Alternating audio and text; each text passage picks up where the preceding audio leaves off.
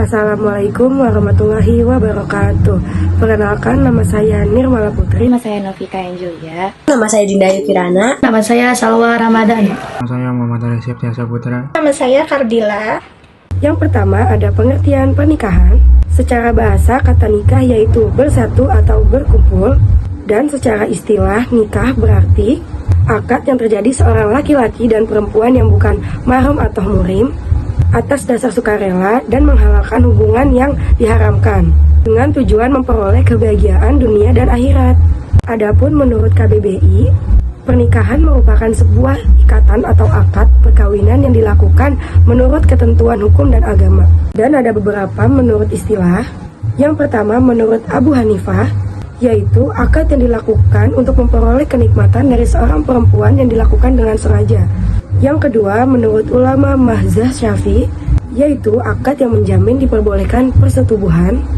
Namun, pernikahan menurut Undang-Undang Perkawinan Nomor 1 Tahun 1974 adalah ikatan lahir batin seorang pria dengan seorang wanita sebagai suami istri dengan tujuan membentuk keluarga atau rumah tangga yang bahagia kekal berdasarkan ketuhanan yang Maha Esa. Tujuan pernikahan: 1. Meningkatkan semangat beribadah kepada Allah. 2. Menumbuhkan perilaku tanggung jawab. 3. Membuat hidup tenang dan tentram. 4. Menumbuhkan rasa cinta dan kasih. 5. Tercapainya ketentraman hati dan ketenangan pikiran karena diliputi cinta. 6. Untuk memperoleh keturunan yang sah. 7. Untuk sebagai alat kendali agar terhindar dari perzinaan. 8. Untuk memenuhi kebutuhan seksual yang sah dan suci.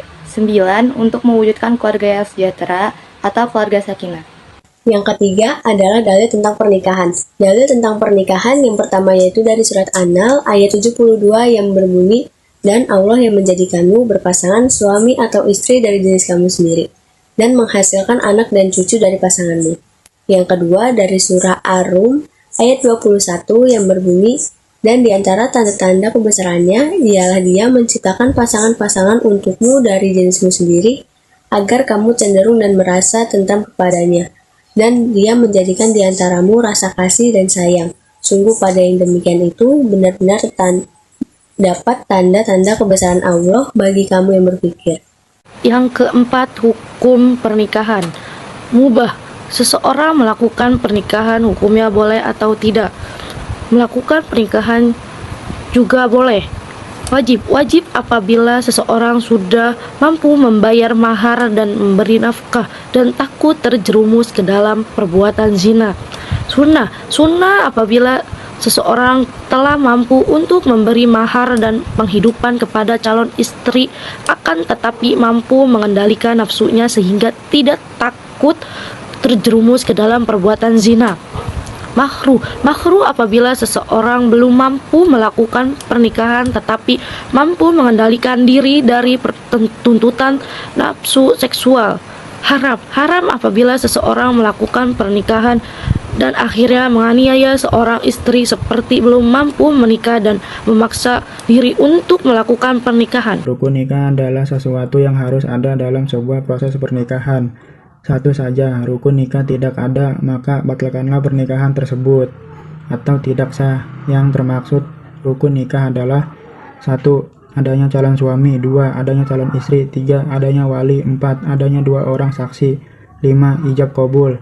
Pernikahan terlarang: mut'ah, tahlil, zisaron, urfiyun, nikah dengan orang kafir, nikah dalam keadaan imron, nikah dalam keadaan iddah. Yang keenam, syarat-syarat nikah. Syarat wali dalam komplikasi hukum pasal 20 angka 1 bahwa yang bertindak sebagai wali nikah ialah seorang laki-laki yang memenuhi syarat hukum Islam, yakni muslim, akil, dan balik. Dalam pelaksanaan akad nikah, penyerahan ijab dilakukan oleh wali nikah perempuan atau yang mewakili. Syarat-syarat sah nikah. Syarat calon suami: ke-1 Islam, kedua laki-laki, ketiga bukan mahram dengan bakal istri, 4. Dengan kerelaan sendiri, tidak sah jika dipaksa. 5. Mengetahui wali yang sah bagi akad nikah tersebut. 6. Tidak memiliki 4 orang istri yang sah dalam satu masa.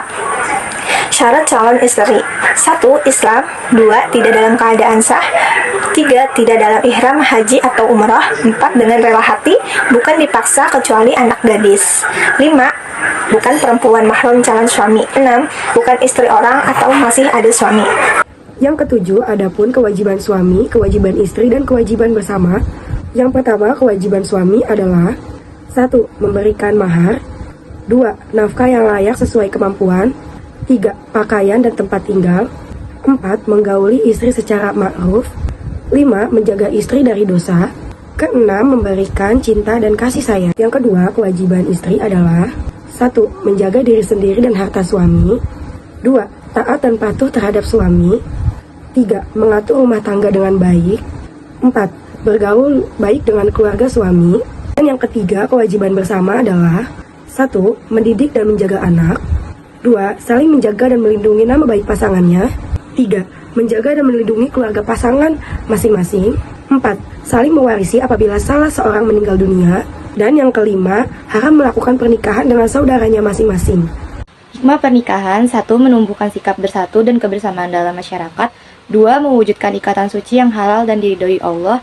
3. Memperkuat tali silaturahmi umat Islam. 4. Membangun masyarakat Islam yang senantiasa mengamalkan ajaran Islam dalam kehidupan. 5. Membangun kebersamaan. 6. Memupuk rasa tanggung jawab. 7. Membagi rasa tanggung jawab antara suami istri. 8.